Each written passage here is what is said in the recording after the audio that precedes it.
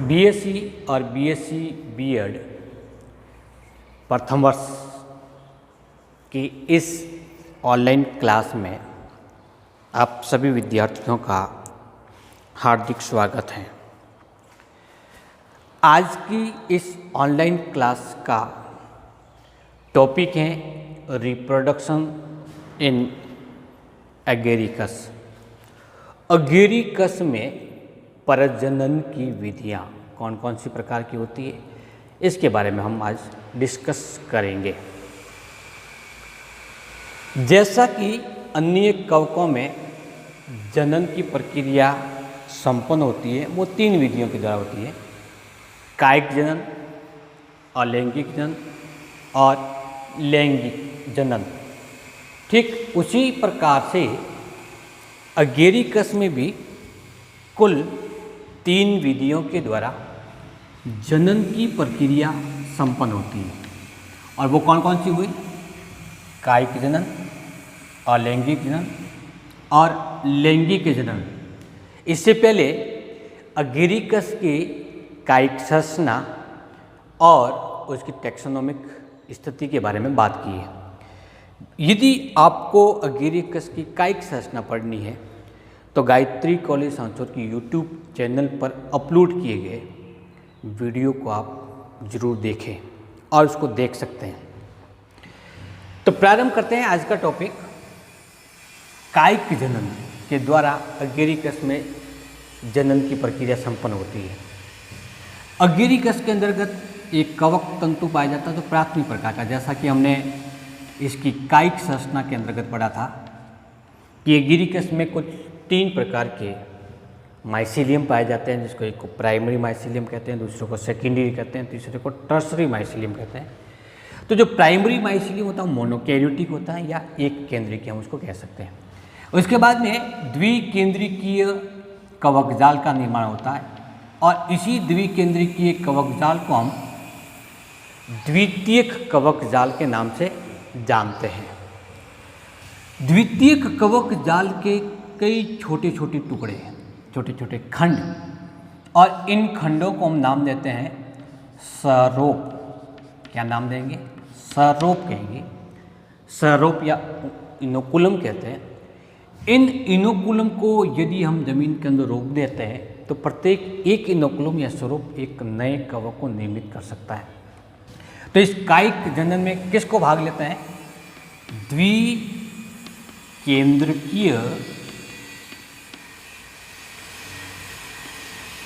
कवक जाल के कायिक, अथवा सिंपल सा लिख सकते हैं टुकड़े को, टुकड़ों द्वारा क्या नाम देंगे इसको? सरोप कहते हैं। इस विधि के द्वारा इस एगेरिकस में इजी वे से, आसानी से और तीव्रता से उसको हम ग्रोथ करवा सकते हैं। दूसरी जो विधि है उसको नाम देते हैं अलैंगिक जनन। जनन की वो प्रक्रिया जिसमें लैंगिक जनन संरचनाओं का निर्माण नहीं होता। एगेरिकस में अलैंगिक जनन क्लेमिडो बीजाणु द्वारा और ऑइडियो बीजाणु के द्वारा होता है। सामान्यतः अधिकांश कवकों में अलैंगिक जनन की प्रक्रिया कॉनिडियम के द्वारा होती है। कुछ एक में क्लेमिडो द्वारा भी होती है, ऑइडियो के द्वारा भी होती है। हमने एस्टिलिगो में देखा था कि क्लेमिडो बीजाणुओं का निर्माण होता है। क्लेमिडो बीजाणु बनते कैसा, तो उत्पत्ति कहाँ से होगी, पहले तो ये बात करते हैं। तो ये भी कवक कायिक जनन की तरह द्वितीयक कवक जाल से होता है। द्वितीय कवक जाल कैसा होगा? द्विकेंद्रिकीय होता है। होता कैसे इसमें? फॉर एग्जाम्पल, ये एक कवक तंतु है जिसके अंदर कई सारे खंड हैं। प्रत्येक खंड के अंतर्गत 2 केंद्रक पाए जाते हैं। कितने हैं? 2 केंद्रक पाए जाते हैं। उसको हम नाम देंगे द्विकेंद्रिकीय। अब इस द्विकेंद्रिकीय कवक जाल की कोई भी एक कोशिका, जैसे फॉर एग्जाम्पल एक कोशिका है, उसका जीव द्रव्य संगठित होकर सामान्य गोलाकार हो जाता है और गोलाकार होने के साथ साथ में इसके चारों तरफ एक मोटी कोशिका भित्ति का निर्माण हो जाता है। इस प्रकार से ये एक सामान्य कायिक कोशिका से एक बीजाणु के रूप में परिवर्तित हो जाती है। तो इसको हम क्या नाम देते हैं? बीजाणु नाम देते हैं। इस बीजाणु का नाम होगा क्लेमिडो बीजाणु। अब क्लेमिडो बीजाणु कहाँ पर पाए जाएंगे? हो सकता है कि इस तंतु के शीर्षस्थ भाग पर क्लेमिडो बीजाणु विकसित होगा, अथवा इस कवक तंतु के किसी भी भाग की आधारित कोशिका पर क्लेमिडो बीजाणु विकसित हो सकते हैं। जब वो कवक तंतु में विकसित होते हैं तो उसको नाम देते हैं हम अंतवेशी, और जब वो शीर्षस्थ भाग पर विकसित होगा तो उसको नाम देते हैं शीर्षस्थ या अंतस्थ। तो क्लेमिडो बीजाणु की स्थिति कितने प्रकार की होगी? 2 प्रकार की, या तो अंतर्वेशी प्रकार की होगी, वो शीर्षस्थ प्रकार की होगी। क्लेमिडो बीजाणु एकल संरचना के रूप में विकसित हो सकता है, अथवा एक से अधिक कोशिकाएं क्लेमिडो बीजाणु के रूप में परिवर्तित हो सकती है। उस स्थिति में क्लेमिडो बीजाणु का एक श्रृंखला विकसित होगी। ये बीजाणु इस कवक तंतु से पृथक होने के बाद में सीधा अंकुरित होता है, जनन नलिका का निर्माण करता है, और जनन नलिका के द्वारा सीधा सा द्विकेंद्रीय कवक तंतु का निर्माण करता है, सेकेंडरी माइसीलियम बनाएगा। ठीक है, इसी प्रकार की एकल संरचना का निर्माण होगा, उसको नाम देंगे हम ऑइडियो बीजाणु। तो इस प्रकार से अगेरिकस में अलैंगिक जनन क्लेमिडो बीजाणु द्वारा और ऑइडियो बीजाणु द्वारा संपन्न होता है। तीसरी जो जनन की विधि आती है वो लैंगिक जनन विधि है। जब वातावरण में खाद्य पदार्थ की मात्रा अधिक है, प्रचुर मात्रा में पाई जाती है, उस स्थिति में अगेरिकस में लैंगिक जनन होता है, अन्यथा अलैंगिक जनन होगा। लैंगिक जनन के अंतर्गत जनन संरचनाओं का निर्माण होता है, जैसे अंडदानी बनेगी या फिर पूधानी का विकास होगा। यदि कवकों के अंदर विकसित प्रकार की अंडदानी और पूधानी नहीं बनती तो उस स्थिति में बनने वाली संरचनाओं को हम युग्मक धानियाँ नाम देंगे, और ये युग्मक धानी प्लस प्रकार की अथवा माइनस प्रभेद की होती है। जैसा कि युग्मक धानियों के संदर्भ में हमने राइजोपस पढ़ा था, और अंडधानी और पूधानी विकसित होती है तो उसको पढ़ा था हमने एल्बुगो के अंतर्गत। लेकिन इस अगेरिकस कवक नामक कवक में इस प्रकार की जनन संरचनाएं नहीं पाई जाती, बल्कि बेसिडियो बीजाणु से विकसित होने वाले प्राथमिक कवक तंतु जो कि प्लस प्रभेद के हैं और माइनस प्रभेद के हैं कि आपस में सम्मिलन के द्वारा द्विकेंद्रीय संरचना बनती है और प्लाज्मोगेमी की प्रक्रिया संपन्न होती है। अर्थात हुआ क्या कि इसमें लैंगिक जनन संरचना विकसित प्रकार की नहीं पाई जाती। लेकिन जो कवक आपस में मिल रहे हैं वो भी देखिए युग्मक धानी के रूप में ही कार्य कर रहे हैं, तो इन कवक तंतुओं के मिलने के आधार पर हम इसको विषम थैलेसी या समथैलेसी कवक के रूप में मानते हैं। सामान्य तौर पर अगेरिकस विषम थैलेसी होता है। विषम थैलेसी का मतलब 2 अलग अलग कवक जाल से विकसित कवक तंतुओं का सम्मिलन होता है, अथवा अगेरिकस बाइस्पोरस जैसी प्रजातियां हैं तो उसमें केवल और केवल एक ही कवक जाल से सेम कायिक संरचना युक्त कवक तंतु आपस में संलयन करके द्विकेंद्रीय संरचना का निर्माण कर देता है, तो इसको नाम देते हैं हम समथैलेसी। लेकिन सामान्यतः कौन सा प्रकार की होती है? वो विषम थैलेसी। जब हम किसी विशेष संरचना का जिक्र कर होते हैं और सामान्य संरचना के अतिरिक्त कोई भी अन्य प्रकार की पाई जाती है, तब उसके लिए एग्जाम्पल लिखना बहुत ही जरूरी होता है। जैसे कि हमने इसमें क्या लिखा है कि होता तो ये विषम थैलेसी, लेकिन कभी कभी समथैलेसी भी होता है, जैसे अगेरिकस बाइस्पोरस। अन्य कवकों की तरह ही अगेरिकस में भी लैंगिक जनन की 3 प्रावस्था पाई जाती है। पहली प्रावस्था प्लाज्मोगेमी कहलाती है, दूसरी प्रावस्था केंद्रक संलयन कहलाएगी, और तीसरी प्रावस्था को हम अर्धसूत्रण कहते हैं। प्लाज्मोगेमी प्रावस्था के अंतर्गत सबसे पहले युग्मक धानियाँ जैसी संरचना आपस में जुड़ेगी, तो यहाँ पे क्या जुड़ेगा? प्लस और माइनस प्रभेद के 2 कवक तंतु। तो एक कवक तंतु ये है, दूसरा कवक तंतु इस प्रकार की संरचना युक्त है। इसमें क्या होगा? इसका केंद्रक और इसका केंद्रक आपस में जुड़ जाता है, जीव द्रव्य जुड़ जाता है, फलस्वरूप ये जो कवक तंतु है वो द्विकेंद्रीय हो जाता है। इस क्रिया को क्या नाम देते हैं हम? प्लाज्मोगेमी नाम देंगे। प्लाज्मोगेमी के फलस्वरूप सेकेंडरी माइसीलियम का निर्माण हुआ। ये कैसा होता है, इसकी पूरी प्रोसेस हमने इससे पहले के टॉपिक के अंदर द्विकेंद्रीय भवन नामक टॉपिक के अंदर डिस्कस किया था। इस द्विकेंद्रीय कवक तंतु से द्वितीय कवक जाल का निर्माण होता है और द्वितीय कवक जाल आपस में जुड़ करके विशेष संरचना का निर्माण करता है, जिसको हम फ्रूटिंग बॉडी नाम देते हैं। क्या देंगे? Fruiting body. अगले टॉपिक के अंदर अगर हम डिस्कस करेंगे फ्रूटिंग बॉडी का डेवलपमेंट कैसे होता है, तो किससे होगा? द्वितीय कवक जाल से।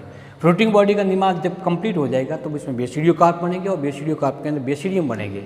उसके अंतर्गत ये दोनों केंद्र का आपस में संलयन होंगे, तो एन केंद्र की और एन केंद्र की मिलकर कितना बनेगा? 2n। इसका मतलब कौन सी प्रक्रिया संपन्न होगी? केंद्रक संलयन की प्रक्रिया होगी। किसमें बनेगी? बेसिडियम में। फिर उसमें अर्धसूत्री होगा, उसी 2n केंद्र के अंतर्गत क्या होगा? अर्धसूत्री विभाजन, जिसके फलस्वरूप कितने स्पोर का निर्माण होगा? 4 बीजाणु का निर्माण होगा, तो अर्धसूत्रण होगा। और अर्धसूत्रण के फलस्वरूप जो बीजाणु बनेंगे वो कौन सा बनेंगे? बेसिडियो बीजाणु का निर्माण होगा। इस प्रकार से बेसिडियो बीजाणु फिर वापस अंकुरित होकर के प्राथमिक कवक जाल का निर्माण करता है। ये लैंगिक जनन की प्रोसेस के द्वारा संपन्न हो जाता है।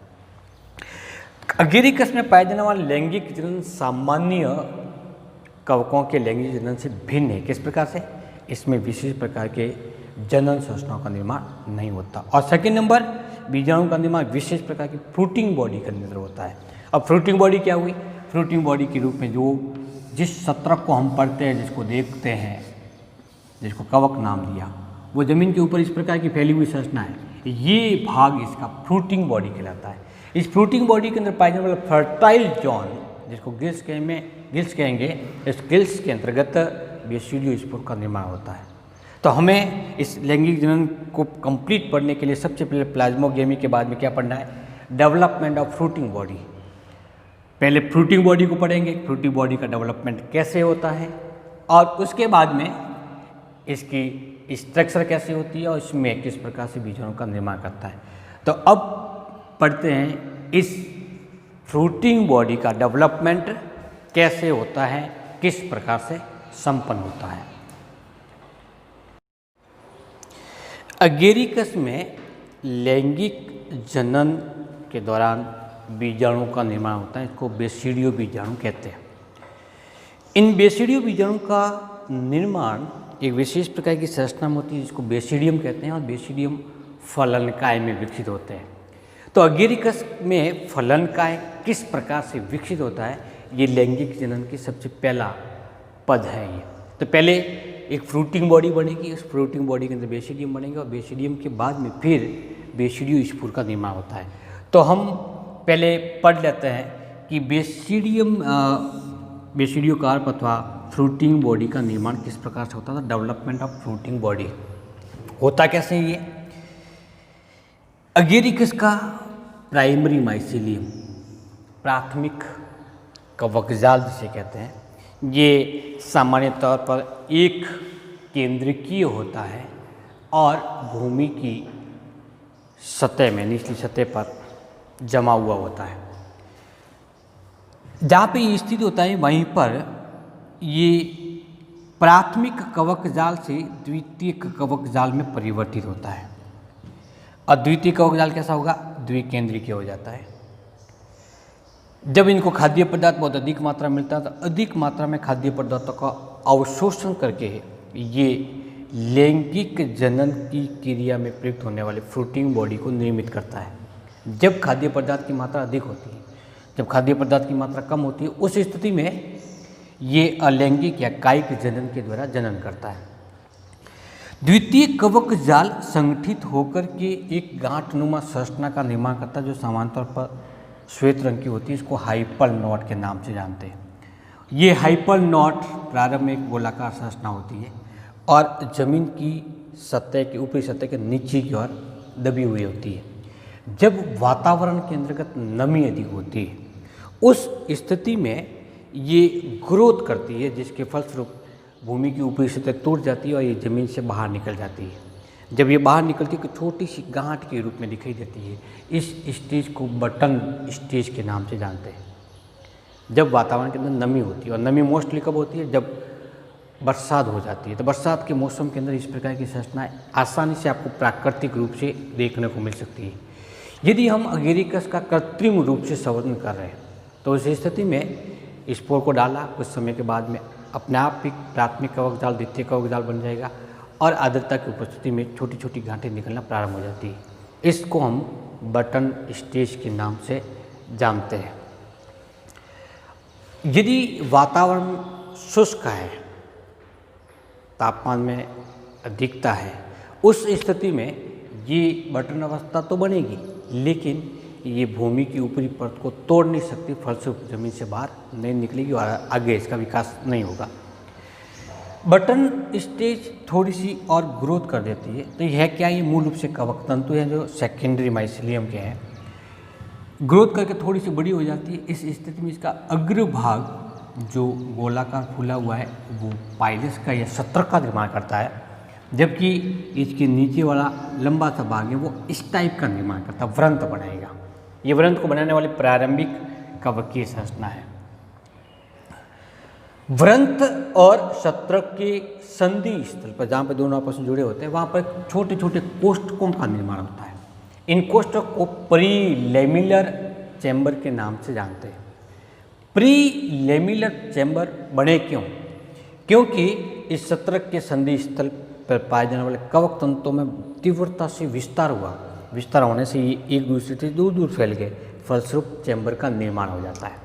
इस चैम्बर में कवकीय तंतु से अरीय और पटलित संरचनाएं विकसित होती है। किस प्रकार से? ये केंद्र से परिधि की ओर विकसित हुई संरचना होती है। इन संरचनाओं को गिल्स कहते हैं। ये गिल्स ही इस कवक का फर्टाइल पार्ट बनाती है, जिसके अंतर्गत बीजाणुओं का निर्माण होता है। गिल्स जिन कोष्ठक में या चैम्बर में पाए जाते हैं उनको गिल्स चैम्बर के नाम से जानते हैं।